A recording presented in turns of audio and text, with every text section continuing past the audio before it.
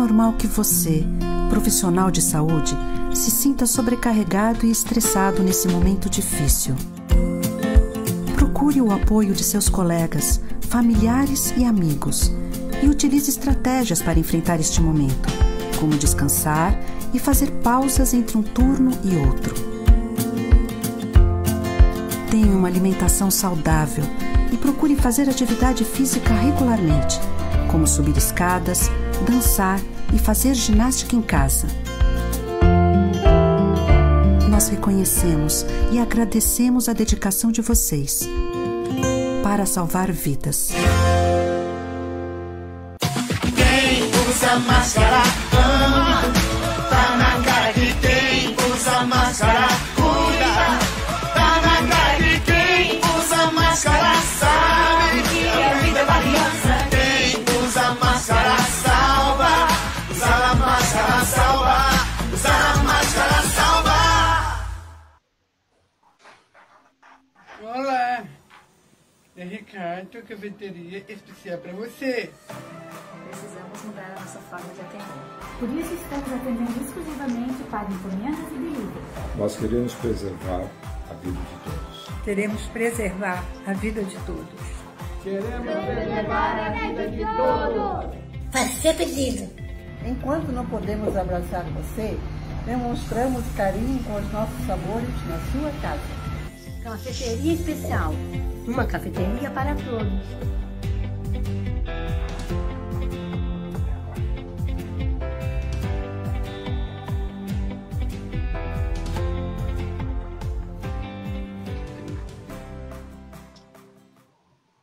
O que eu tenho que fazer? Boa noite! Muito bem-vindos a mais uma transmissão aqui pela página do Facebook da Cafeteria Especial. A nossa noite sempre esperada, né? Todas as quartas-feiras temos aí o nosso encontro marcado para falar sobre a vida, sobre as novidades que cercam esse nosso momento tão diferente que é essa pandemia do novo coronavírus. Hoje, mais uma vez, junto com o Marco e com a Mauri, que trazem para a gente a sua experiência, sobre o seu conhecimento na área da ciência, também o brilho e a alegria da presença da Gisele, conduzindo para a gente todo o trabalho aí, e hoje uma convidada especial, que é a advogada Mara, que vai falar com a gente sobre algumas questões ligadas a esse universo mais jurídico. Então, como sempre, passo com muita alegria a bola para a Gisele, que faz as honras da casa. Gisele, é contigo. Obrigada, Jorge. Prazer mais uma vez estar aqui com vocês, com esse assunto sempre de ponta, né? Que eu digo que se quer estar bem informado, fique por aqui. Doutora Mara, seja bem-vinda ao nosso grupo, que a gente vai debater assuntos que estão em voga hoje em dia, que as famílias estão tendo que conviver mais de perto, e eu acho que isso está trazendo problema. Seja bem-vinda. Doutor Marco, doutora Maurício, sejam bem-vindos. E antes da gente começar essa conversa, vamos fazer aquele praxe, né? O doutor Mauri e o doutor Marco vão nos contar, então, o que tem de novidade essa semana. Quero levantar algumas coisas aqui para eles falarem também, mas, por favor, pode começar, doutora Mauri. O que o senhor tem para falar dessa semana que passamos de pandemia?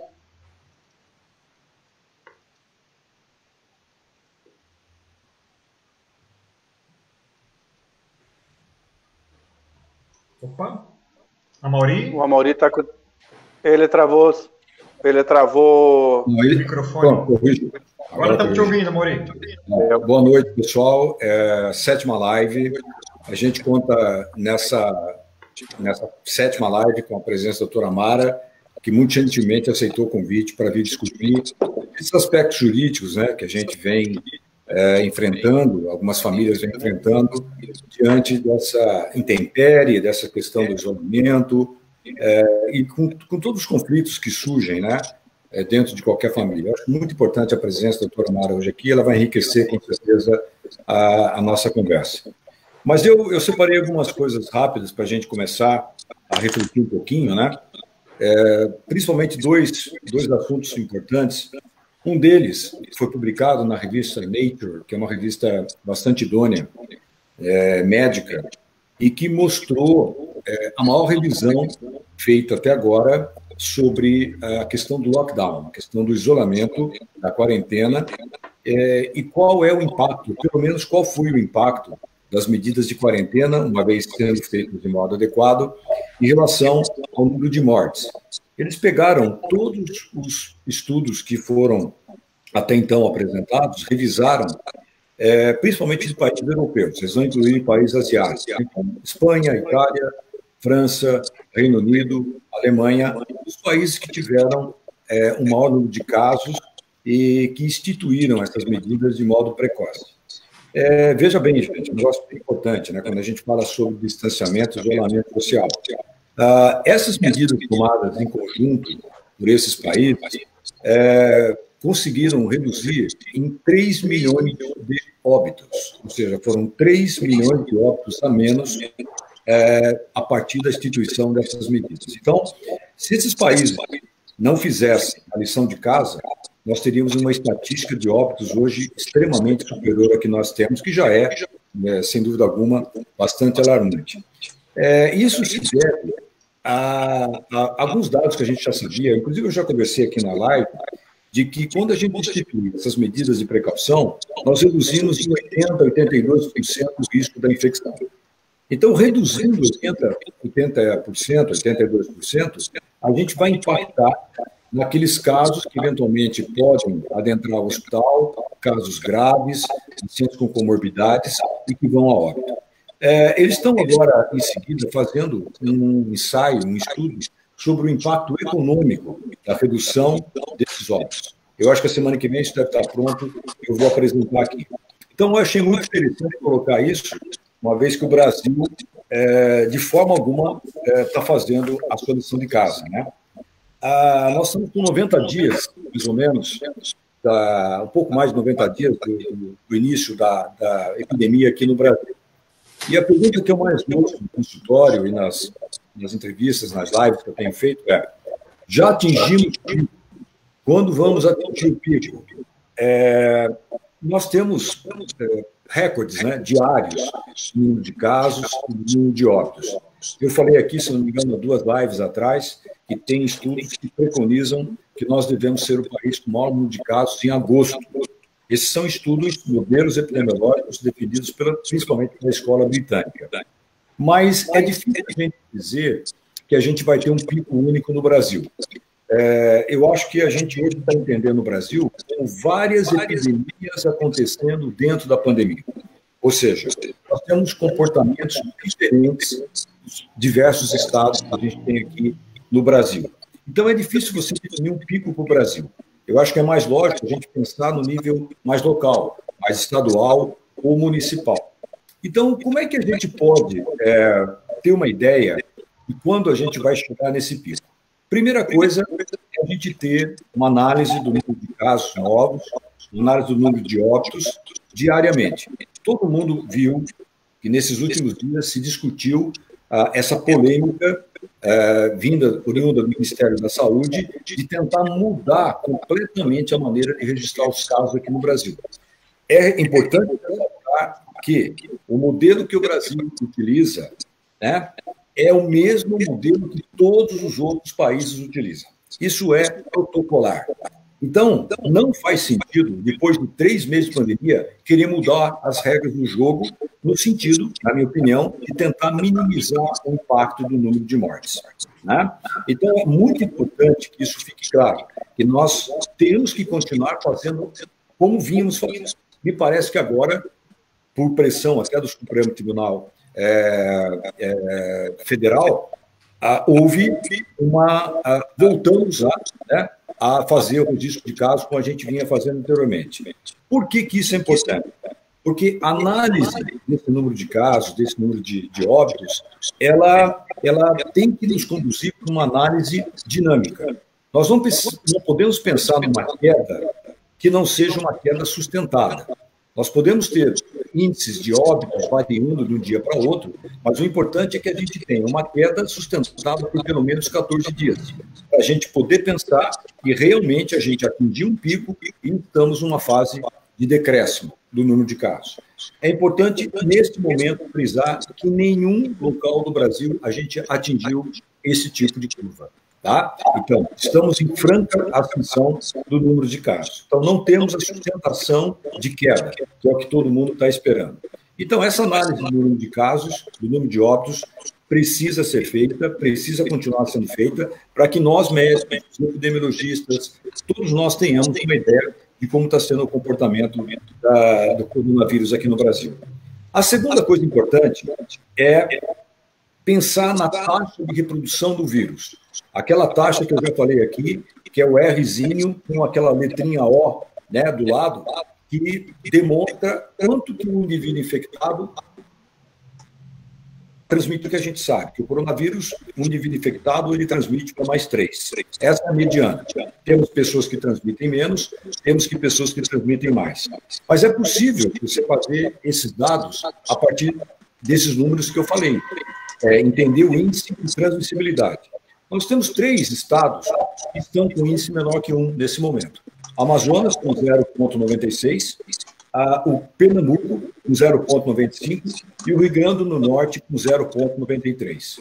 Isso parece ser promissor, né? Que esses estados provavelmente possam estar entrando no momento de redução de casos baseados nesse índice de transmissibilidade. Qual que é o ideal? O que os especialistas, o que nós médicos entendemos como o índice ideal para que a gente atinja? É menor que 0,8. As cidades que começaram a reabrir, começaram a flexibilizar as medidas de isolamento, elas passaram a utilizar esse índice como a sua base para a segurança de reabertura. Por exemplo, Wuhan, cidade primariamente atingida no mundo, o epicentro do coronavírus, reabriu seu comércio quando a taxa de transmissibilidade era 0,3. A Alemanha, que é um sucesso no controle do coronavírus, 0,75. Nós estamos, por exemplo, no dia de hoje, com o segundo recorde de mortes na cidade, no estado de São Paulo. E o governo está planejando agora reabrir o comércio. A partir de hoje, amanhã, abre os shoppings, por causa dos namorados, em plena ascensão da epidemia e no estado mais acometido. Então, estamos novamente no Brasil fazendo algo completamente diferente do que é a ciência, né? Como eu já afirmei anteriormente aqui. E, finalmente, a maneira também da gente conseguir controlar o que está realmente acontecendo no Brasil é registrar casos de síndrome respiratória aguda grave.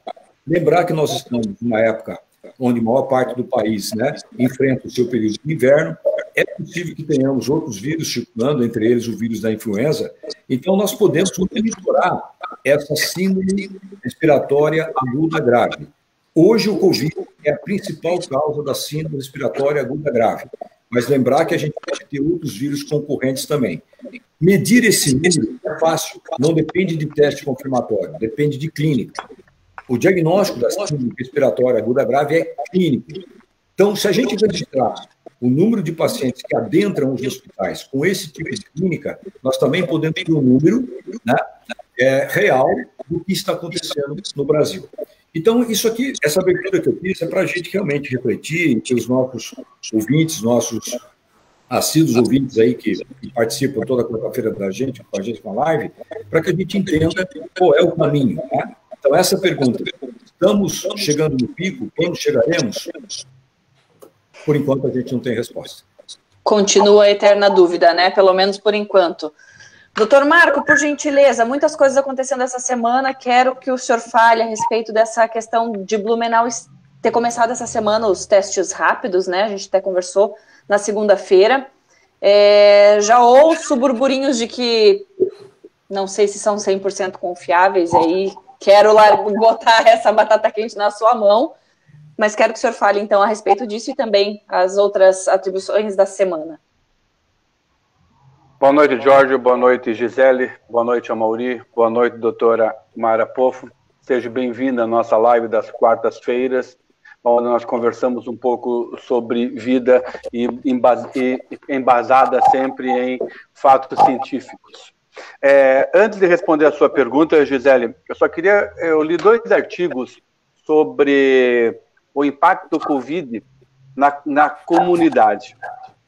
Existe uma linha muito tênue entre precaução e obsessão.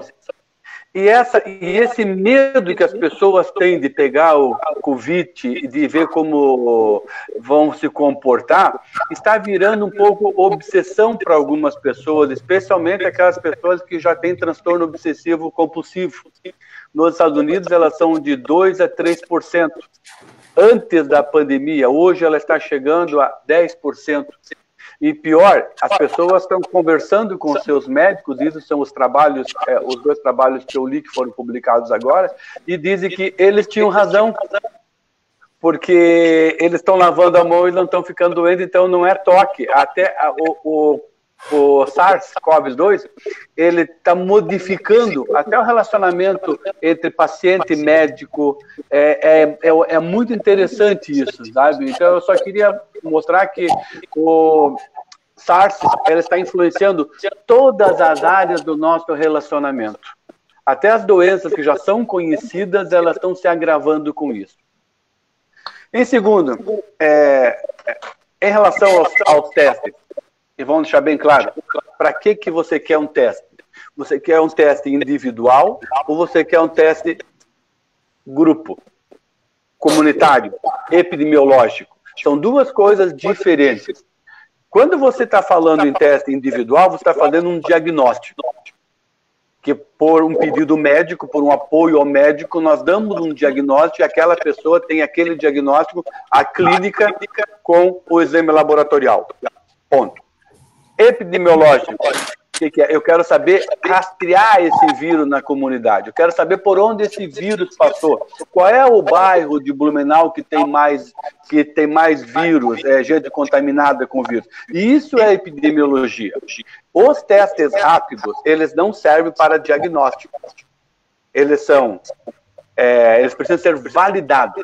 Os testes rápidos, a melhor opção deles seria epidemiológico, para rastrear por onde esse vírus passou.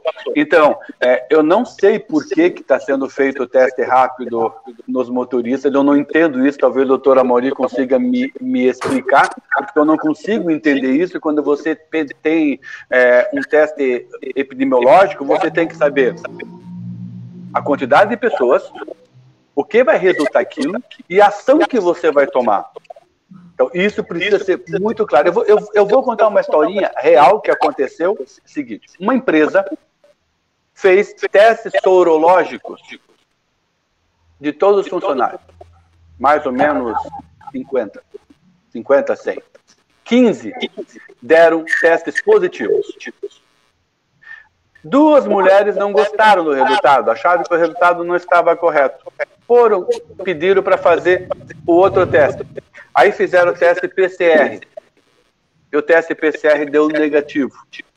E foi um transtorno para a empresa, para o RH, para o laboratório que fez, que isso foi registrado na Secretaria de Saúde como testes positivos. Aí eu vou... Por que eu estou contando essa história? E pode falar qual é a cidade, doutor Marco? Oi? Pode falar qual é a cidade? Não. Só o santo, sem milagre. Tá bom. Aí, assim... Se conta o milagre, não o santo. Aí, assim... Aí nós temos vários despreparos. Despreparo de quem solicitou o teste e fez o teste. E não conseguiu explicar. Despreparo do RH. De tentar isolar esses pacientes com testes rápidos de IgG positivo. Despreparo do médico que não soube saber a diferença que tem um PCR para um teste sorológico, porque a ordem foi errada, o doutor Amaury sabe muito bem, a ordem foi totalmente errada. Primeiro o PCR, depois a sorologia, nunca a sorologia para depois do PCR. Elas não vão fazer esse casamento. Nunca elas vão fazer esse casamento. Então, o que está faltando é explicar para a população e para gestores que não estão entendendo o que é um teste rápido, para qual é a utilidade dele, e os laboratórios conseguirem explicar para essas pessoas o motivo de fazer um teste rápido. Não é só pingar uma gotinha, sabe? Tem uma coisa que está sendo muito falado no trabalho chamando pré-teste. Eu estava lendo agora, pré-teste não é nada mais, nada menos do que conversar com o paciente, saber quando ele teve, é só isso, quando ele teve sintomas, se por onde ele anda já teve contato, se ele teve contato, há quanto tempo ele teve contato e que sintoma ele está tendo. E isso vai ajudar você a escolher o teste que você vai fazer. Ou você faz um teste para pesquisa de doença aguda, ou você faz um teste para epidemiologia para saber se tem. Os laboratórios estão com muita dificuldade de validar esses testes. Quando você começa a conversar sobre teste, você começar, eu acho que a nossa grande falha, e aí eu chamo, dou uma meia-culpa, nós pegamos as doenças básicas de virose, o doutor Amaury sabe muito bem disso, rubéola, sarampo, e pegamos a curva dessas doenças e colocamos para o Covid, como se ele obrigatoriamente fosse fazer aquela curva perfeita, 7 dias, 10 dias sobe o IgG. Não é assim. O IgM, que é de fase, e não é mais de fase aguda, nós estamos mudando isso, é de doença precoce, não é precoce, desculpa, doença perto, ele teve a doença muito perto, isso é um indicativo de doença, mas não de doença aguda, está mudando essa nomenclatura. Então nós temos que explicar isso para o paciente. Sabe, isso aí é fundamental. Eu não consigo entender esse motivo desses testes rápidos, sem explicações, que vão gerar isolamento, vão gerar estresse, a pessoa vai ficar com medo, vai gerar ansiedade. Eu fico muito preocupado com isso. E a minha terceira conversa é sobre distanciamento. Eu procurei no dicionário o que era distanciamento, porque eu achei que eu não sabia mais o que era distanciamento. Eu estou andando em Blumenau, eu não sei. Aí procurei. Distanciamento quer dizer afastamento, separação, distanciamento. E nós não vemos isso. Eu fui procurar no dicionário para ver se eu não estava entendendo se tinha mudado o significado de distanciamento. E a outra coisa, para terminar a minha conversa aqui com vocês nesse começo, o doutor Amaury está coberto de razão. Nós, segundo o Ministério da Saúde, os epidemiologistas, a partir da última semana de junho até 20 de julho, nós vamos ter a nossa época da gripe. Nós vamos ter a época da influenza.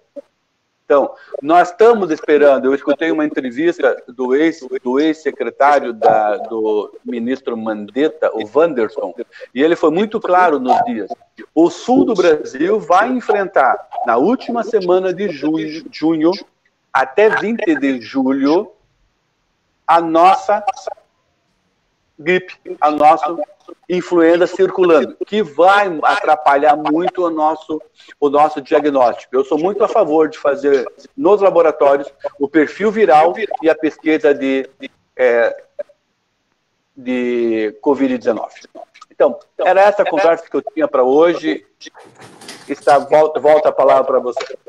Maravilha. Então, eu acho que tinha que ter mais umas 3 horas aqui, porque só o que eu tenho para falar, perguntar para vocês, mais a doutora Mara aqui, que gentilmente aceitou esse convite. Doutora Mara, obrigada por estar aqui com a gente. Vamos falar sobre família, doutora Mara. Eu tenho certeza que a senhora deve ter ouvido muitos casos e a gente também recebe muita informação, tanto de aumento de divórcios, mas eu também recebi uma informação diferente disso, diminuição de divórcios. Aí eu acredito também por questão do andamento de processos, né? Talvez esteja acontecendo ainda no processo familiar, as pessoas não estão mais conseguindo conviver e esse divórcio só vem acontecer pós-pandemia. Então eu queria a sua experiência, as pessoas estão realmente se divorciando mais, não estão conseguindo conviver nesse casamento? O que essa pandemia está afetando nas famílias, nos casamentos? Boa noite. Boa noite, Gisele. Boa noite, doutora Amaury, Giorgio, doutor Marco. Boa noite a todos os ouvintes. É um privilégio estar aqui com vocês nessa live. Bom, Freud já dizia, né? Se você quer aguentar a vida, prepara-te para a morte. Não é verdade?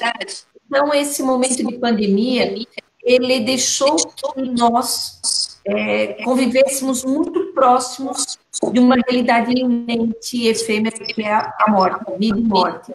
Então, falamos muito sobre os divórcios, mas o que eu comentei com o Jorge hoje é um dado extremamente importante que as pessoas não consideram tanto, são os testamentos. Vocês imaginam o seguinte, o Covid, o corona, ele atinge principalmente os mais idosos, pessoas acima de 70 anos. Nós tivemos pesquisas de que esse aumento dos testamentos aumentaram de março para cá 70%. Então, eu acho que é um número assim, considerável para trazer, para que as pessoas tomem conhecimento e dizer ainda que na nossa justiça tem algumas coisas que funcionam muito bem. A gente ouve críticas em relação à justiça, em relação a vários segmentos, mas o testamento ele é democrático. Se ele for bem feito, ele atinge todas as pessoas, não importa quem ela seja, não importa se ela tem um imóvel ou se ela tem 100, ela vai ter o mesmo efeito prático. E eu tenho também na cabeça que o testamento ele é feito por pessoas inteligentes, porque você discutir a sua morte não é fácil. Discutir o que você quer fazer, o deixar patrimonial, em regra a gente discute assim, olha, os filhos que se virem, eles que liguem, eles que façam o que quiserem. Eu acho que esse é um aumento considerável, interessante e inteligente. Então, seria a primeira parte que eu deixaria assim, como dado. Em relação à violência doméstica, eu acho que também é uma situação que muitas pessoas têm curiosidade e se tem muito comentário. Porque no direito de família, existe uma particularidade que eu sempre comparo com os oncologistas. Quando você está com uma doença, você vai no oncologista, e ele dá um receituário, até a chegada à sua casa, várias pessoas deram contra ele receitas, desde babocas, até beterraba, um médico Paulo, um médico X, porque todas as famílias enfrentam, ou conhecem enfrentar doenças. O direito de família, não. Todas as famílias têm um divórcio, uma morte, um comentário, e tem algum dado sobre uma situação da vida, dentro da sua vida. Cada caso é um caso. Família é uma família. Então, existem particularidades, existem, mas nós somos uma única. Então, não dá para colocar todo mundo na mesma vala. Bom, então, falando muito da violência doméstica, constantemente o número de agressões e tudo mais. Bom, na delegacia, esses números tiveram uma queda. Por que tiveram uma queda? Exatamente isso que a Gisele falou. As pessoas, elas estão confusas, elas estão com medo de sair, de estar num banco de delegacia, de ter que se contar. Por outro lado, as ocorrências telefônicas, elas aumentaram enormemente. Tem na nossa região uma média de 70 pedidos semanais de ajuda. É muito grande.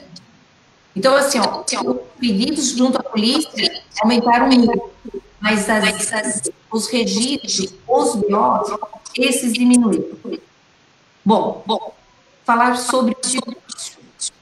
Eu sempre digo, quando chega o final, todo mundo entra em processo, que na minha área isso não ocorre.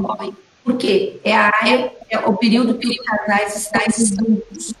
Então, nós temos os processos, as empresas têm processos, e muitas pessoas têm férias, e elas estão acostumadas elas não estão acostumadas elas não estão acostumadas à vida. Nós estamos vivendo uma era muito insegura, muito líquida. Nós não estamos com o relacionamento dentro do meu poder sólido. Se isso é bom, eu acho que o futuro é que vai dizer. Mas todo final do ano existe assim na nossa área um número crescente de ligações, de pedidos, de consultas, porque as pessoas não estão conseguindo conviver. E agora, durante a pandemia, essa situação se agravou muito mais. Durante a pandemia, as pessoas viveram esse lockdown, ficaram em casa, e as confusões, as agressões verbais precisam ser obrigatoriamente físicas. Elas foram assim, muito grandes. E a gente vê o seguinte, que tem determinadas situações que imaginamos que só acontece em rede de televisão, ou em novela, coisas assim, que não tem que ver na nossa realidade. E eu sei, eu só sou uma advogada do interior do Estado, do interior do Brasil, do interior do mundo. Se eu vejo coisas catastróficas, vocês imaginam em rede nacional, em rede mundial, como isso. Então, a pandemia, ela veio reforçar as diferenças, ou ela veio reforçar a intolerância cultural. E se nós pararmos para pensar nisso, nós vamos observar que não é só o casal que cai machucado dessa situação, mas as crianças. E essas crianças têm que ter um olhar mais carinhoso e cuidadoso. Por N motivos. Primeiro, porque as crianças, elas estão em formação, elas estão em casa, elas não estão em aula, elas não estão saindo para brincar, elas têm que conviver, têm que ter um retorno eficaz. Nós somos responsáveis pelos nossos filhos. E, em segunda situação, porque essas crianças são os futuros governadores, os governantes, os empresários, a nova geração que há todas as outras. E aí vocês imaginam que num período de pandemia, as brigas constantes entre o casal e o casal, isso ser uma rotina diária. Então, os números aqui na nossa região tiveram um decréscimo. Mas a busca pelo Google, por exemplo, ela aumentou 82%. Pesquisa no Google como a gente pode divorciar. E esses 82% de aumento no Google é estatística. Nós não estamos falando de uma probabilidade, nós estamos fazendo um comparativo, e ele é real. Então, essas pessoas, elas realmente vão tomar coragem e procurar os advogados, as defensorias, procurar a forma de resolver. E isso, de uma certa maneira, é gritante, porque você tem um nível extremamente alto, mas, ao mesmo tempo, nos deixa um pouco de interrogação para analisar, como eu falaram, em vida. O que nós estamos fazendo com as nossas vidas? Porque vocês vejam, nós, advogados, podemos dizer, olha, quanto maior o número de divórcio, melhor. Afinal de contas, nós vivemos nessa situação. Mas não é o que a gente deseja. O que a gente deseja é que as pessoas tenham um equilíbrio emocional para enfrentar os problemas e distúrbios. E o que a gente mais observa dentro do nosso escritório, e eu converso com os colegas, está tudo muito mais perdido. Eu comentei com a doutora Mauri, situações que a gente vivencia de homicídio. Nós não estamos falando de pessoas totalmente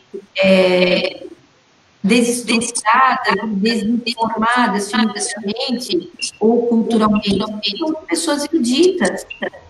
E eu penso que quanto mais é o seu intelectual, você deveria obrigatoriamente dar um retorno maior para a sociedade. Porque você teve o privilégio de estudar, de se especializar e analisar as coisas com outros olhos. E esse distúrbio está muito grande. Então, eu tive um filho que mata o pai, criança que é esquecida, criança com 12 anos, com problemas, com laudos psiquiátricos suicidas, pais que se esbofeteiam, uma vida sexual extremamente desregrada.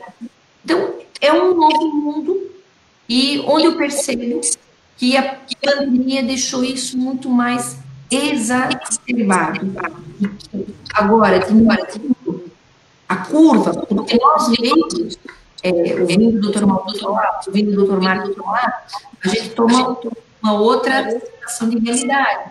Mas se você para os noticiários diários, pensa, não, eu estou vendo uma zona de conforto. Santa Catarina também, o Menor também, talvez ninguém na UTI, então isso parece que dá uma falsa impressão de que está tudo muito bem, que nós podemos circular tranquilamente por todos os lugares. Mas isso não é uma realidade. Então, quando passar e as pessoas vão conseguir sair do sairinho, é de ter um crescimento assim, geográfico no número de divórcios. Doutora, quero aproveitar para perguntar, a senhora falou sobre essa sociedade líquida, né? Justamente se contrapondo ao que a gente tinha antes, né? Que era algo mais sólido, a gente, talvez até por outras questões e não por amor ou por outras compreensões, os casamentos duravam mais. A gente entende tudo isso hoje, mas hoje essa sociedade líquida que quer tudo muito rápido, que tudo é muito fugaz, que tudo passa rápido e a gente busca sempre o prazer, isso está em conflito direto com esses relacionamentos atuais, porque antes, né, tudo bem, hoje o celular está na mão, o computador está na mão, mas havia uma fuga, eu posso ir trabalhar, eu posso ir para a minha academia, então um casal só se via em realmente um momento que, eu te vejo pouco, eu não preciso discutir a minha relação com você, os problemas são resolvidos numa troca de um WhatsApp, e hoje essa convivência obrigatória tem mostrado que as pessoas não sabem lidar com seus problemas ou querem fugir deles através do divórcio, ao invés de tentar enfrentá-los, entender o que está acontecendo e talvez até por essa família, que os filhos estão vendo essa briga, né, estão sendo vítimas em algum momento de alguma agressão, né, a gente pode falar de vários níveis disso, mas é essa compreensão da sociedade hoje que quer só fugir dos problemas e não enfrentar e crescer? Esse é um tema que eu gosto muito assim, de falar. Eu acho que a gente poderia ficar assim, horas discutindo esse assunto. Dentro do que eu enxergo, você veja o seguinte: nós tínhamos no passado, primeiro o desquite, depois nós fomos para o divórcio e a separação. Nós tínhamos a separação e depois o divórcio. Tínhamos 2 anos ali para realmente analisar se nós iríamos nos separar ou não. E nós tínhamos que trabalhar a culpa. Em 2013, isso acabou. Houve a mudança do Código Civil e ficou estabelecido que toda pessoa tem o direito de se divorciar. Então, quando nós vamos aos congressos, o que os palestrantes nos fazem? E eu acho que isso é um mundo muito dúbio. Eles dizem o seguinte: olha, quando alguém se divorcia, você não pode dizer, ai, que pena, você se divorciou, que tristeza, e agora, sua família, e não sei o quê. Eles dizem o seguinte: meus parabéns, você teve coragem para ser feliz, você está enfrentando os seus problemas e você quer viver uma nova vida. Eu não consigo enxergar com esses olhos, porque eu penso que nós temos que lutar pelos nossos casamentos. O casamento é uma construção diária. Não dá hoje para você trabalhar com uma situação efêmera. E, no meu ponto de vista, então, é bom ter essa liberdade para você se divorciar? Sim, mas isso facilitou muito os divórcios, principalmente para uma geração abaixo da nossa. Então, toda essa nova geração, nós casávamos com a ideia da gente não se divorciar. Hoje se casa sabendo que se divorciar é muito fácil. Então, as pessoas discutem e elas não têm mais tolerância para segurar um relacionamento. Por isso que a gente diz que são relacionamentos líquidos. E cientificamente, quando a gente trabalha na área de família, a gente trabalha, por exemplo, a paixão. A paixão, ela tem uma média de 36 meses. Aí eu sempre brinco com os clientes, com os filhos dele, olha, não assumo nenhuma responsabilidade de casamento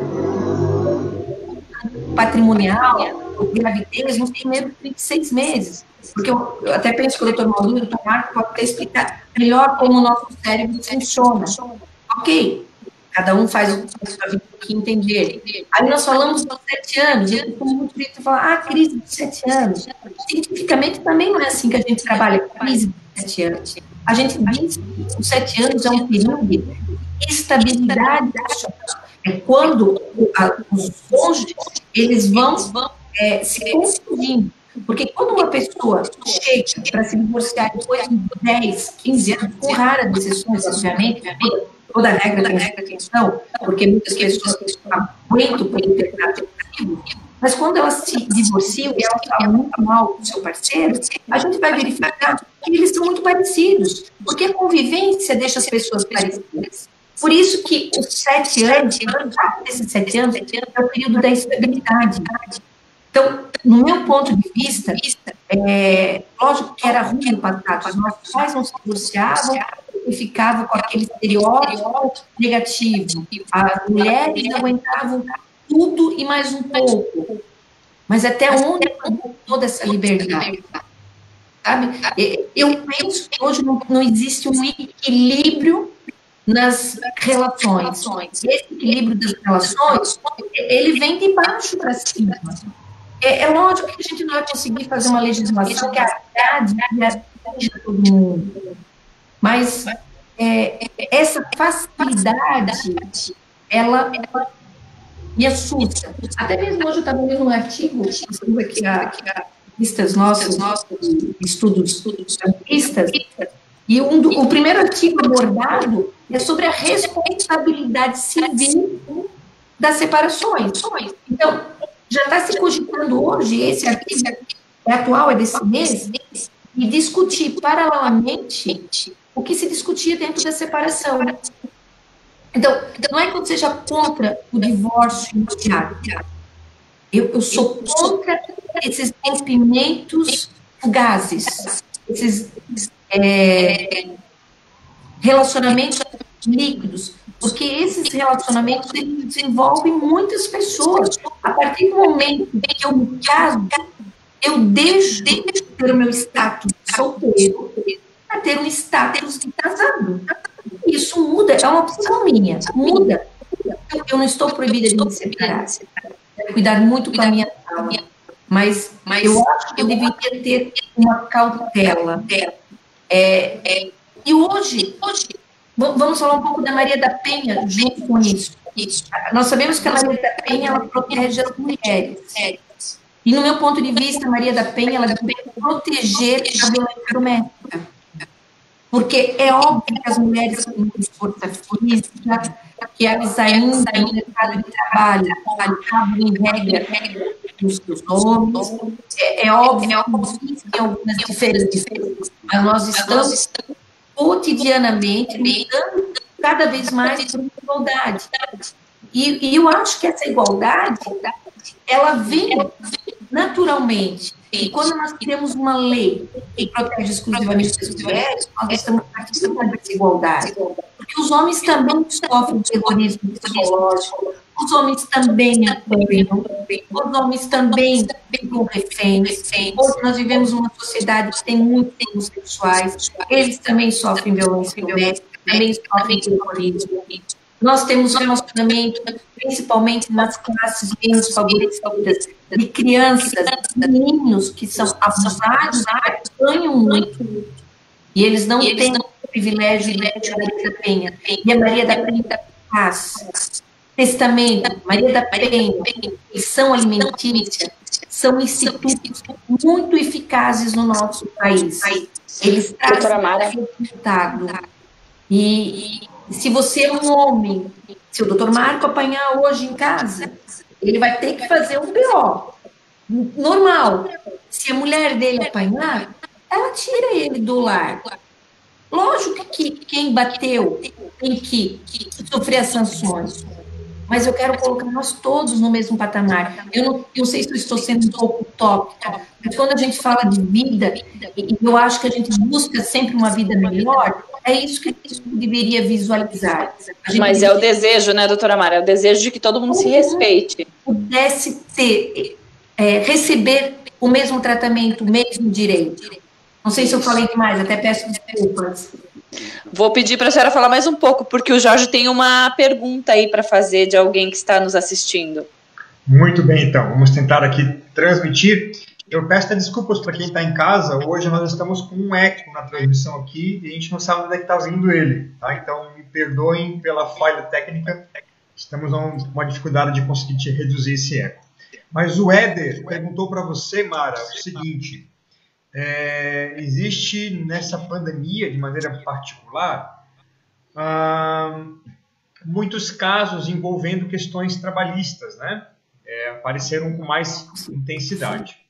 A pergunta dele é, se você consegue responder para ele, como as empresas estão lidando com o home office, com as medidas de suspensão de contrato, redução de jornada, e como é que está sendo visto isso dentro do ambiente jurídico? Né? Aumentaram casos nesse sentido? Tem mais procura para se falar sobre essas questões? Né? Como é que você está observando isso na pandemia dentro do universo trabalhista agora? Só um instantinho, Jorge. Vou colocar o fone que fica um pouquinho melhor. Melhorou um pouco, acho, né? Bom, área trabalhista não é o meu foco, né? Não é a minha área de atuação. Eu faço exclusivamente direito de família, mas no nosso escritório nós temos toda uma equipe da área trabalhista e a gente acaba acompanhando. Então, essa questão ali do home office, ela está sendo muito bem aceita. Nós, inclusive, temos clientes que estão fechando algumas filiais para que as pessoas possam trabalhar exclusivamente em home office, porque se observou que esse é um resultado positivo. Eu acho que essa é uma... a gente está se reinventando a cada dia, né? A gente fala do novo normal. Eu não gosto muito desse termo novo normal, mas eu acho que ele realmente vai existir. Então, essa questão do home office, eu acho que ela é positiva, vai trazer muito benefícios para as empresas, vai trazer, talvez, um mercado de trabalho maior. Hoje, nós estamos, assim, num momento muito crítico. Eu não sei se vocês acompanharam o número, mas Blumenau, em maio, demitiu um número maior de pessoas do que no ano de 2015 inteiro, que foi o ano que nós tivemos uma crise econômica muito séria. Então, no mês de maio, nós tivemos, assim, um aumento exagerado de demissões. As leis trabalhistas, elas foram aprimoradas para esse momento. Então, tanto o funcionário quanto a empresa, eles estão tendo toda uma visão pelos nossos legisladores diferenciadas para esse momento. E isso está sendo resguardado. O que não se pode resguardar é o capital de giro de cada empresa, né? Eu acho que esse é o problema maior. Não sei se eu auxiliei ali na resposta, por não ser muito a minha área. Maravilha. Mais alguma pergunta aí, Jorge? Por enquanto, não. Não? A gente não deve ter muito tempo. Quanto tempo a gente tem ainda? Temos uns 15 minutos. 15 minutos? Então eu preciso falar de uma coisa importante. Vou pedir para os médicos aqui da nossa live falarem sobre isso. A gente teve essa semana, eu acho que o que mais atrapalha a gente, além, né, da confusão de governo, ordem e mando e desmando, né, de várias coisas.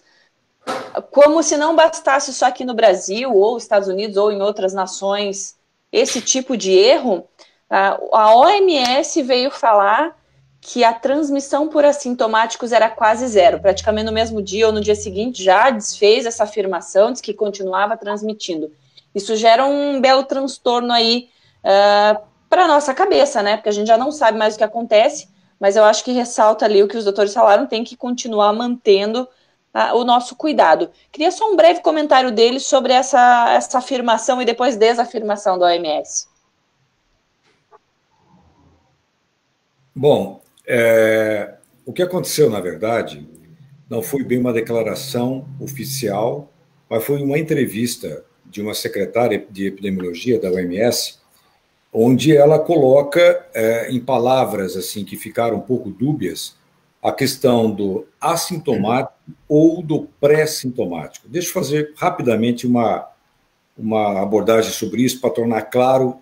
O assintomático é aquele indivíduo que pode ter o vírus e não vai desenvolver sintomas.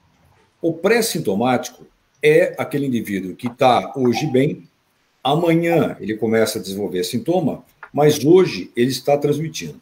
E como a gente já disse, inclusive, em outras lives aqui, parece que o período maior de transmissibilidade desses indivíduos que desenvolvem sintomas exatamente ocorre 1 a 2 dias antes do início dos sintomas.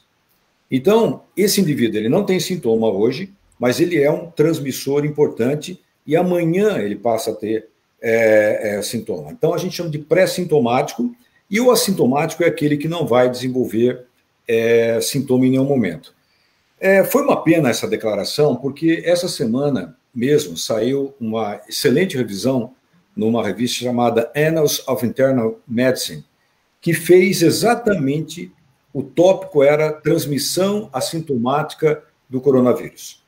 E eles fizeram várias revisões, eu vou citar só 2 aqui, mas foi o maior estudo que eu vi até hoje, denotando a importância da transmissão assintomática.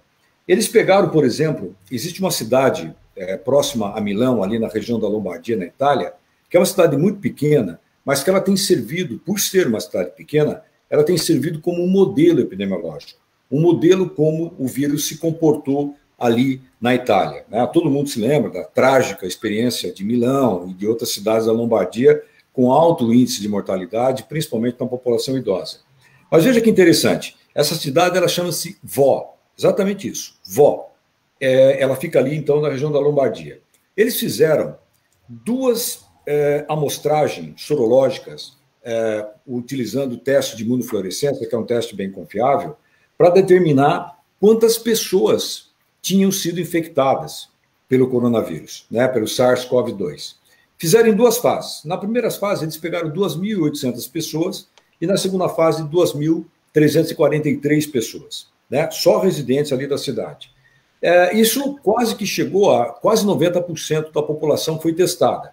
E eles viram que 41% dos indivíduos que deram positivo, 41% daqueles indivíduos que testaram positivo, confirmando, então, que haviam tido contato com o SARS-CoV-2, não desenvolveram em nenhum momento sintomas, foram assintomáticos.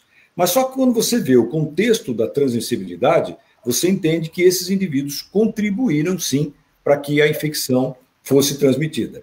Outro exemplo muito interessante, todo mundo se lembra daquele navio Diamond Princess, que ficou ancorado em Yokohama e que tinha um paciente que tinha desembarcado em Hong Kong, diagnosticado com coronavírus, com SARS-CoV-2. E esse navio sofreu um período de quarentena extremamente rigoroso, as pessoas eram impedidas de descer do navio, e ele tinha 3.711 pessoas lá dentro. É como se fosse uma pequena vó, né? Pequena cidade vó, entre passageiros e tripulação. 19,2% das pessoas testaram positivas. Inclusive, teve 2 óbitos, 2 pessoas que foram a óbitos que estavam dentro desse navio.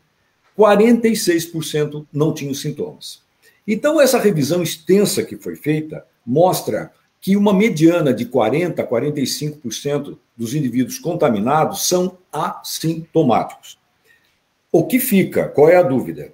Esse assintomático, ele transmite? Sim. Mas, provavelmente, por ser assintomático, ele deve ter uma carga viral menor. Então, o poder de transmissão dele é inferior a esse indivíduo que eu falei antes, o chamado pré-sintomático.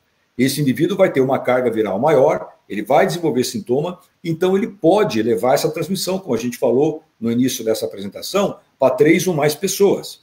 Provavelmente o assintomático transmite menos, mas transmite. Inclusive, um dos estudos que foi compilado pelo esse artigo, ele mostra indivíduo transmitindo até 14 dias depois, sem ter sintoma. Isso é claro que é uma exceção, veja bem, não é uma regra, mas isso mostra definitivamente que o assintomático, sim, faz diferença.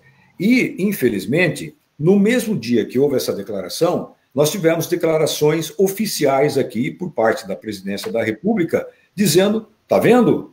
Não tem problema, vamos liberar as pessoas, vamos voltar a trabalhar, porque assintomático não transmite. Então, veja o que uma desinformação é capaz de fazer, né? Sorte que a OMS veio rapidamente a público, retratou esta falha e realmente demonstrou, baseado nesse artigo, de que o assintomático é, sim, um veiculador da transmissão.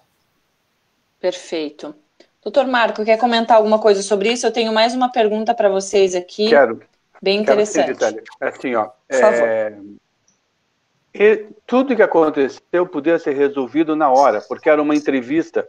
Sendo uma entrevista, elas podiam ter perguntado na hora para essa infectologista, né, se era verdade o que ela estava falando. Mas o problema é que nós estamos vivendo um momento que o tumulto é mais importante.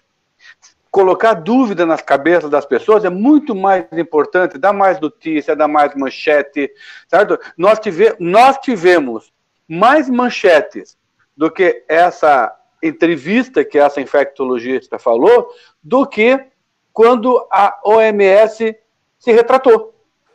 Se nós pegarmos, e eu fiz isso, eu entrei nas notícias, as primeiras notícias que você encontra hoje é sobre a transmissibilidade dos assintomáticos. Então, é muito bom fazer tumulto, dá mais páginas, dá mais isso, mas a contribuição, enquanto nós não entendermos, eu acho isso fundamental nós entendermos, nós estamos vivendo um período diferente, ponto.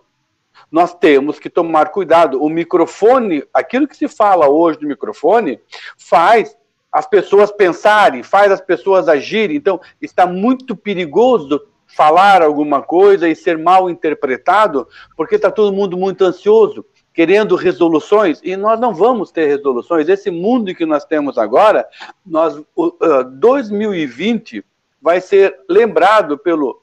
O que você fez em 2020? Lavei a mão com álcool e gel. Porque está difícil nós trabalharmos e com esse tipo de pessoas que querem o tumulto, querem complicar a ciência, fica muito, muito difícil trabalhar, muito difícil. Sem dúvida, sem dúvida. Vai ser mais um ano que não acabou, né? Mal começou, aliás. Tem um outro assunto aqui que eu achei interessante também, porque eu recebi há umas 3 semanas um vídeo de uma mulher que veio da Itália, e ela falou que ela teve os sintomas e logo que ela chegou com os sintomas ao Brasil, ela já foi tratada. E quando isso aconteceu, ali se resolveu a situação, ela não desenvolveu, o que também, né, é algo que a gente não pode confirmar se desenvolveria ou não, mas enfim, ela teve confirmação para o Covid, não veio desenvolvimento, e aí ela se comunicou com amigos e parentes na Itália com quem ela teve contato. Alguns tiveram sintomas também, foram tratados de início, já no início dos sintomas, e não conforme a gente vinha recebendo a orientação, que era justamente fica em casa, vai tratando os sintomas, e aí se agravar, procura o atendimento médico. E aí essa semana o ministro interino da Saúde veio dizer a público que foi um erro pedir para a população aguardar a piora do estado de saúde para procurar o atendimento médico. Ou seja, mais uma informação que a gente fica na dúvida de quando procurar o atendimento médico e se realmente procurar o atendimento médico nos primeiros sintomas teria evitado a morte de tanta gente e seria realmente a solução? Ou também é uma pergunta que não vai ter resposta? Olha, Gisele, nós estamos aprendendo muito com o coronavírus, né? A cada dia tem uma coisa nova. Em 10 de janeiro deste ano, quando a infecção começava a se disseminar pela China, especificamente Wuhan, a própria Organização Mundial de Saúde veio a público e colocou assim: provavelmente essa infecção não se transmite de humano para humano. Tá? 10 de janeiro. Provavelmente não há transmissão interhumana do vírus. Então, veja quanta coisa mudou, né?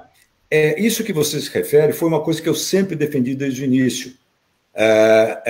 Inclusive, o Dr. Marco é testemunha disso, porque uma pessoa que trabalha com diagnóstico, de que a orientação que havia do Ministério da Saúde no Brasil era: só procure o hospital se você tiver falta de ar. Sim. Inclusive, não se fazia exame em quem tinha, por exemplo, dor de garganta, em quem tinha febre e quem tinha dor no corpo. Então, quantos diagnósticos foram perdidos? Aí eu já falo de diagnóstico, né? Não estou nem falando de tratamento, diagnóstico. Que a orientação era: procure o hospital se você ficar mal ou sentir falta de ar. Ali se fazia o exame. Então, o que nós defendíamos desde o início: testar as pessoas, documentar quem está infectado, quem tem sintomatologia leve, isso foi desde o início, mas era protocolo de que o paciente só era procurar o hospital mediante uma sintomatologia mais importante. Isso que você se refere de tratamento precoce, nós precisamos entender com o que está sendo feito o tratamento precoce. Oficialmente, nós temos uma droga antiviral hoje? Não. O que nós estamos vendo de experiências com medicamentos antivirais? A nitoxanamida, que é o popular Anita, que é um remédio antiviral, antiparasitário, mas é utilizado como antiviral para rotavírus. Isso está em experiência hoje. Inclusive, tem trabalhos, eu conheço os 2 pesquisadores que estão chefiando esse trabalho aqui no Brasil. Temos a ivermectina, que é um antiparasitário também, que está sendo utilizado com uma certa boa resposta em pacientes, veja bem, de quadro leve a moderado. Não temos experiências em pacientes graves, tá? Mas existe experiência ambulatorial, sim, com essas 2 drogas. A dita cloroquina, né, que está sendo conduzido um estudo no Brasil, que deve ser o estudo definitivo em pacientes com sintomas leves, ou seja, iniciar precocemente a cloroquina, de antemão antecipo que provavelmente o estudo vai demonstrar que ela não funciona, e só. Né? Não temos hoje um antiviral específico, isso em todo o mundo, sendo utilizado no início do processo. Então, sabemos que muitos pacientes, Gisele, desenvolvem sintomas leves e vão melhorar só com sintomáticos. Isso eu tenho visto, tenho feito muita consulta online de pessoas que testam lá no laboratório onde eu tenho consultório, dão positivo e que querem saber, toma o quê? O que eu faço? Eu pergunto, como é que você está? Não, eu estou bem, eu estou legal, eu estou com uma tossezinha leve, não tive febre, estou me sentindo bem e tal. O que a gente vai orientar para essas pessoas, oficialmente? Não existe hoje um protocolo, né, mundial, veja bem, não estou nem falando no Brasil, mas temos, ressalto, essas 2 opções, tá? Ivermectina e a nitoxanamida como opções terapêuticas que, inclusive, eu sei de estudos que vão começar utilizando as 2 juntas. 2 drogas sendo utilizadas nessa fase, né? Mas, oficialmente, hoje, isso está em experiência. Posso tomar com orientação médica, com acompanhamento? Eu acho que sim, eu acho que é válido. Coloco isso de antemão, embora não tenhamos aprovação do próprio Conselho Federal de Medicina de que essas drogas realmente façam diferença. Precisamos ter estudos duplos cegos, randomizados, controlados por placebo. Isso está acontecendo nesse momento, eu acho que é uma boa notícia para todos nós. Esses estudos estão acontecendo aqui no Brasil e a gente deve ter, em 2 semanas, eu acho, o resultado desses estudos. Tá? Eu só quero abrir aqui uma coisa pessoal que está me angustiando muito. A minha mãe, hoje, tem 87 anos, está internada com Covid em Campinas. 87 anos. Tá? Tem uma doença neurológica, tudo bem, ok? Ela está recebendo lá no hospital a ivermectina. Ela está no estado geral bom para a idade dela. Está recebendo a ivermectina. A minha irmã assinou um termo de responsabilidade, né? O hospital está fazendo isso, chamando a família, olha, nós temos a opção de usar essa medicação, tudo bem, não temos comprovação ainda, vamos lá, não tem efeito colateral? Claro, pode usar, ela está usando. Então, eu estou colocando aqui uma experiência minha, pessoal, inclusive. Talvez, se eu estivesse lá, eu teria prescrito. Né? Então, veja bem, importante a gente deixar claro para todo mundo que está vindo aqui, nós não temos oficialmente uma droga antiviral hoje.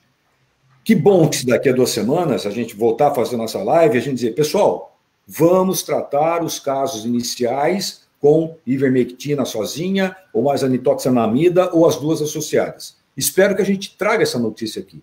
Quem sabe a gente não tem uma opção para bloquear essa infecção logo no início. Mas defendo que a procura, a assistência médica tem que ser feita imediatamente. Essa coisa de vai para o hospital só se você estiver mal, acabou. Isso é coisa de 3 meses atrás. Não se utiliza mais esse tipo de conduta. Bom, Gis, deixa eu só completar um pouquinho aqui. Veja bem, Amaury, quando nós, no passado, nós falávamos que só vá para o hospital quando você tem sintomas, olha quantas pessoas nós deixamos em casa transmitindo esse vírus. Quantas pessoas ficaram, porque em sintomas leves tem alguns trabalhos, e o último trabalho que eu li a respeito disso foi no no Facebook, o doutor Luiz Henrique de Mello, que está nos assistindo, amor, e o doutor Luiz Henrique está aí, um abraço para ele. As pessoas em estado leve, elas podem transmitir até 8, 9 dias. Então, nós deixávamos essas pessoas em casa, sem fazer teste, transmitindo e não as isolávamos. Olha como mudamos isso em 3 meses. Hoje nós queremos testar, temos locais específicos para fazer testagem. Se alguém da sua família com contato estiver, você vai entrar em isolamento. Olha como mudou a maneira, mas eu concordo com a Mauri, e nós deixamos as pessoas transmitindo esse vírus, não deixando elas fazerem o diagnóstico. E aí, na minha opinião, foi uma falha nossa de orientação. Estamos aprendendo com isso. Concorda com isso, Mauri? Ótima intervenção, Marco. Muito bem, é exatamente isso. Então, o indivíduo era direcionado para casa com uma sugestão de 14 dias de quarentena, um atestado de 14 dias de quarentena. Não havia nenhum rastreamento dos seus familiares, não havia diagnóstico, era um caso, entre aspas, suspeito, né? Lembra quantos casos, e aí você foi muito preciso na hora que você fala o seguinte, para quantas pessoas esse indivíduo não estava transmitindo, né? Então, realmente, uma parte dessa explosão de casos que a gente vê é exatamente dessa época. É desse momento que a árvore de transmissibilidade ela ramifica, né? Exatamente pela conduta absolutamente inadequada que nós tomamos no início da pandemia. Isso remonta a início de março, foi mais ou menos nessa época. Nós passamos uns 20, 30 dias com esse tipo de problemática aí. Exatamente, doutora Mauri, eu acredito que já tive esse tal do Covid-19, porque foi exatamente ali no início de março que eu tive exatamente esses sintomas, a febre foi a 39,5, tosse seca, falta de ar, dor no corpo, tudo isso. E como a pessoa que estava gerenciando a pandemia na época, até acho que é ele, não vou lembrar o nome dele agora aqui, e eu ouvi ele o tempo todo dizer na televisão, só vá ao médico se você tiver os sintomas falta de ar, né? E aí eu pensei, tá tudo certo, e no fim das contas é exatamente isso, eu estava transmitindo porque eu estava trabalhando, né? Aconteceu isso num fim de semana, então sábado e domingo eu fiquei em casa, mas os 15 dias antes e 15 dias depois, provavelmente eu também estava transmitindo. Faz a tua sorologia, né? Acho que você hoje deve fazer o teu teste. Eu fiz o meu, o Marco é testemunha disso, porque eu também tive uma sintomatologia esquisita em fevereiro, negativo. Então, isso mostra... Eu gostaria que viesse positivo. Acho que nunca esperei um teste positivo na minha vida. Mas foi negativo. Então, mostra que os cuidados estão adequados, né, de precaução. Mas faça a tua sorologia. Faz a tua imunofluorescência, IgG, total, que provavelmente, se você teve contato, você vai ter anticorpos detectáveis. Então, fica aí a dica para pessoas que tiveram sintomatologia suspeita, não fizeram o diagnóstico, é uma oportunidade agora de saber se tiveram contato com o vírus. Perfeito. A doutora Mara queria falar, doutora, por favor. Eu queria só aproveitar essa fala ali do doutor Mauri e do doutor Marco, mas lógico que em situações diferenciadas, no direito de família. Essa questão de você se resguardar ou fazer o teste logo de imediato. O que acontece na nossa área, que está se transformando num caos, é a questão da convivência, geralmente dos pais, porque em regra o lar referencial ainda é com as mães, certo? E estão buscando, porque as mães têm uma preocupação de que a criança tem que ficar isolada, e que ela não sabe como o pai está se comportando na rua, desde o uso de máscara, o álcool em gel, todos os cuidados. E o nosso judiciário, ele está liberando essa convivência. Não sei se até onde isso é positivo ou negativo, se o doutor Mauri e o doutor Marco teriam alguma ideia, porque, eu falo novamente, né, nós como os leigos, a gente vê uma situação,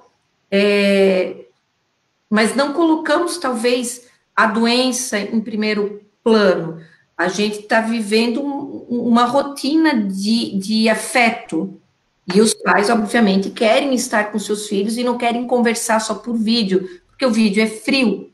Então, tanto o Ministério Público, e isso está sendo uma tendência realmente, de liberar essa convivência.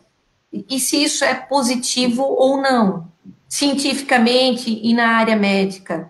Não sei se é possível responder. Doutora Mara, eu queria fazer rapidinho, para nós aproveitarmos bem o nosso tempo.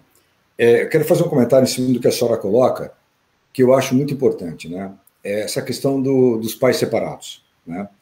Onde a criança passa um tempo com a mãe, um tempo com o pai. Eu já citei exemplos aqui de pessoas que se contaminaram, né? Uma mulher que deu positivo e ela soube que a infecção foi levada até ela pela filha, né? Que passava o final de semana com o pai. Então, isso é uma coisa muito importante, porque hoje não basta você estar fazendo as suas medidas adequadamente. É preciso que com quem você conviva estejam fazendo também, né? O coronavírus, ele cria um elo de transmissibilidade. Ele chega até uma pessoa, e a gente sabe que hoje 60% dos casos de infecção acontecem dentro de casa, depois no transporte público e depois no ambiente de trabalho, tá? Então, a maior parte das infecções acontece dentro de casa. Então, às vezes você se sente protegido dentro de casa, está tomando todas as medidas, mas você tem um filho ou uma filha que vai passar o final de semana com o pai ou com a mãe. Precisa saber se essa pessoa ali está realmente tomando o tipo de cuidado que você está tomando. Eu acho isso uma coisa muito delicada, sabe? Nós sabemos o número como a senhora bem abordou, o número de hoje de divórcios, de crianças que estão nesse vai e vem para a casa do pai e da mãe. A gente espera que as pessoas tenham a responsabilidade de implantar, né, todos os cuidados, né, para evitar não só que ele esteja infectado, mas que ele não transmite isso para a criança. A criança é um veiculador da transmissão. Normalmente a criança é uma das assintomáticas, né, Gisele? Como a gente falou anteriormente aqui. Isso me preocupa bastante, porque eu tenho visto vários casos, eu tenho conversado com várias pessoas, onde a gente chegou à conclusão que o veículo da transmissão foi a criança. Então, é um assunto realmente bem importante, né? Que eu acho que hoje a gente está tornando público. Eu acho que tem vários, hoje, pais aí separados, né, com criança, com filhos. Vejam a responsabilidade de cada um de vocês, né? A responsabilidade que cada um tem, no sentido de que você está criando um vínculo, um elo com uma outra família, com uma outra residência. Isso aí é muito importante. E o coronavírus, o SARS-CoV-2, ele adora essas falhas. Ele trabalha em cima das nossas falhas. Quando a gente relaxa as medidas de isolamento, é ali que ele vai se estabelecer. Isso é muito importante. E vocês não imaginam a quantidade de discussão que isso está gerando entre as pessoas, porque a gente abordou essa questão do divórcio, né, das pessoas dentro das suas casas, os relacionamentos existentes, mas as pessoas separadas, elas já têm uma animosidade natural. E partindo dessa situação, às vezes a criança ela é usada como uma arma contra um dos cônjuges. E com agora o coronavírus, ele veio, às vezes, para blindar ainda mais essa divergência, e as brigas fazem com que o processo vire um palco pessoal, e outras vezes é que nem o Dr. Mauri falou, há um relaxamento onde a transmissão vai para dentro dos lares e atinge pessoas que podem serem levadas a um óbito. Esse é um ponto, às vezes, que a gente esquece de falar no direito de família, mas que está sendo muito grave. Essas petições, dentro do nosso escritório, por exemplo, elas são corriqueiras, não tem uma semana que a gente não protocole de 2 a 3 petições para solicitar os cuidados com o coronavírus diante da convivência. Eu resumiria rapidamente o que a gente conversou numa frase. O coronavírus ele está nos dando a real importância da responsabilidade social. Adorei. Tá? Adorei essa frase. É exatamente isso que a gente precisa refletir. Talvez fique como a reflexão desse programa de hoje, né? O quanto nós hoje influenciamos a vida do outro. E somos influenciados pela vida do outro. Então, é muito importante que a gente reflita sobre isso. Os nossos atos realmente têm repercussões importantíssimas numa pandemia como essa, de um vírus de fácil transmissibilidade. E zero conhecimento, assim, né, do que a gente ainda vai viver com ele. Eu tô triste, mas a nossa live tem que encerrar, né? Tinha mais pergunta aqui, não conseguimos fazer, mas enfim. Eu quero aproveitar e agradecer todo mundo que estava aqui participando, mandando pergunta aqui. O Jorge estava acompanhando, né, Jorge? Infelizmente foi o meu WhatsApp que travou aqui e deu ruim. Mas doutora Mara, doutor Marco, doutora Mauri, Jorge, obrigada por estarem aqui. É sempre um prazer. E, lógico, vamos continuar trazendo aqui muitas lives com mais informações, com convidados especialíssimos como a doutora Mara. Doutora Mara, obrigada por estar aqui com a gente. Eu que agradeço. Um beijo a todos. Acho importante ter um comentário final, né? Eu tenho aprendido muito com esses programas que a gente tem feito, para a gente dar uma olhada o quanto esse momento de pandemia não pode ser visto com um único olho. É um assunto muito complexo que leva a gente a olhar para muitas áreas. O tema da semana passada, que foi espiritualidade, o tema de hoje, que é dentro da área do direito, já nos dá um pouco melhor, né, essa ideia de que a gente pode aproveitar este momento para melhorar, né, para se tornar melhor. Claro que não é uma situação agradável, não faz bem para a gente, olhando para ela como tal, mas acho que a gente precisa, sim, aproveitar essa situação toda para sair melhor. Eu agradeço profundamente a presença da Mara hoje, que ampliou para nós essa leitura científica que a gente quer trazer para essas lives, né? Ciência não é só a medicina, né? Não é só a saúde. Temos ciência em vários âmbitos. A gente acabou de ver na semana passada um tema ligado à espiritualidade. É uma ciência, né? A teologia e o universo da fé também está ligado à ciência. Hoje nós falamos com questões mais jurídicas e, mais uma vez, reafirmando, né, que estamos vivendo uma situação que nos coloca diante de um limite, né, humanamente falando. Estamos nos aproximando de vários limites e isso é bastante importante termos acesso a esse tipo de reflexão, né? Não ficarmos presos a leituras que são colocadas para nós prontas, com visões reduzidas, com limitações disso, com tendências, né, que nos limitam a olhar para isso com mais amplitude. Então, realmente agradeço, como a Gisele também fez agora, a presença da Mara, que dá para a gente essa leitura maior aí da situação toda, né? A pergunta que mais veio agora no final, eu acho que vai ser o primeiro tema da semana que vem já, que é a questão da volta do transporte público na cidade. Né? Muita gente perguntou, não foi só uma pessoa não, algumas pessoas perguntaram para a gente, então, qual é a nossa leitura, mas eu sugiro que a gente faça essa reflexão na semana que vem, já com aí 2, 3 dias do transporte funcionando. A gente tem visto, né, que é onde o transporte voltou, ele volta com pouco movimento, com pouca gente utilizando, mas vamos ver como é que vai se comportar aqui a cidade de Blumenau com relação a isso também. É uma pergunta importantíssima que a gente vai segurar então para a semana que vem. De um modo geral, eu aproveito aqui minha fala e passo aqui para considerações finais de todos vocês também, se quem quiser falar mais alguma coisa, mas da alegria, de verdade mesmo, a alegria de poder colocar o nosso canal da Cafeteria Especial para esse tipo de reflexão tão importante, né? De oferecer para as pessoas uma oportunidade de olhar para um tema desse que está interferindo na vida de todo mundo, mas com um pouco mais de complexidade, um pouco mais de informação de qualidade, né? A Gisele trouxe para a gente aí na pauta, né, essa confusão de informações que a gente tem vivido. A própria Organização Mundial da Saúde, que deveria ter um cuidado absurdo na hora de passar a informação, também está caindo nessa falha de jogar tudo para o alto e vamos ver o que vai dar, né?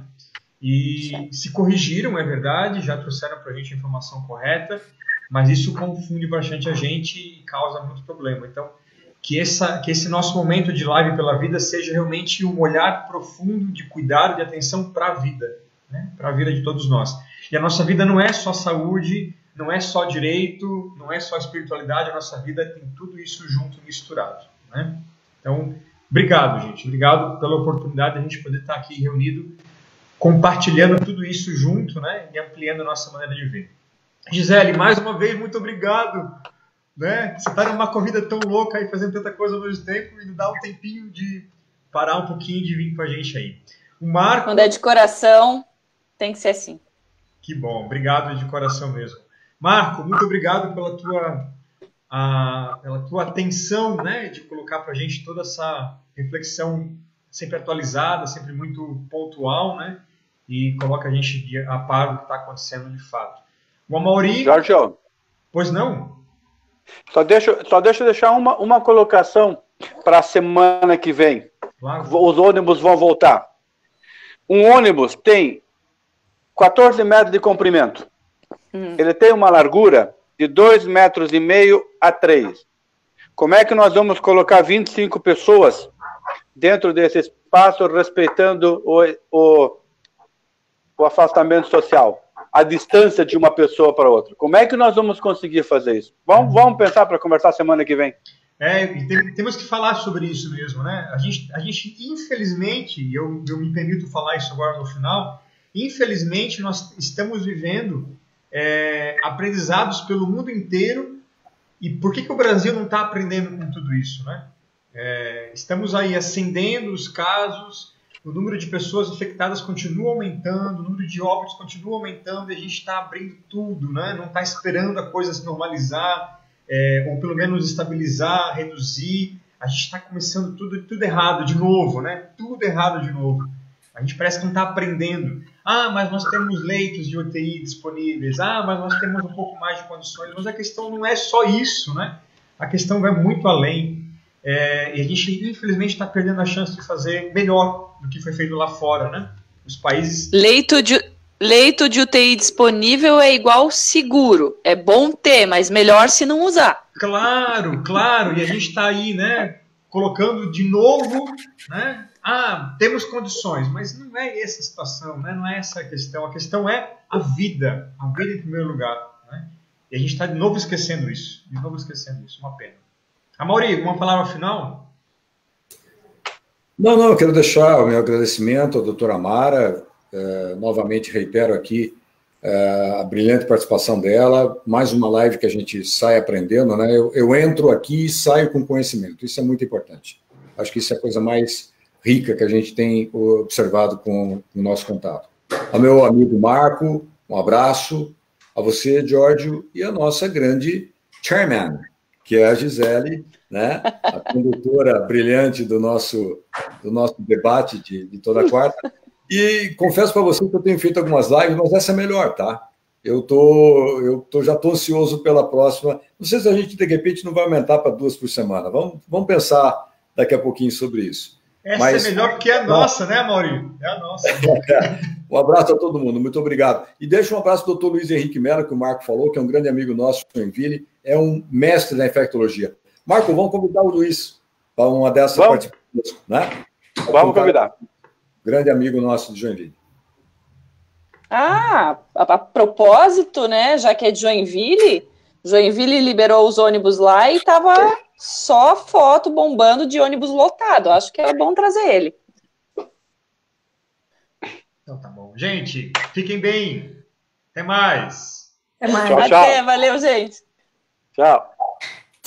Quem usa máscara ama.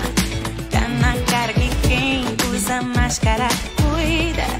Tá na cara que quem usa máscara sabe que a vida é valiosa. Quem usa máscara salva.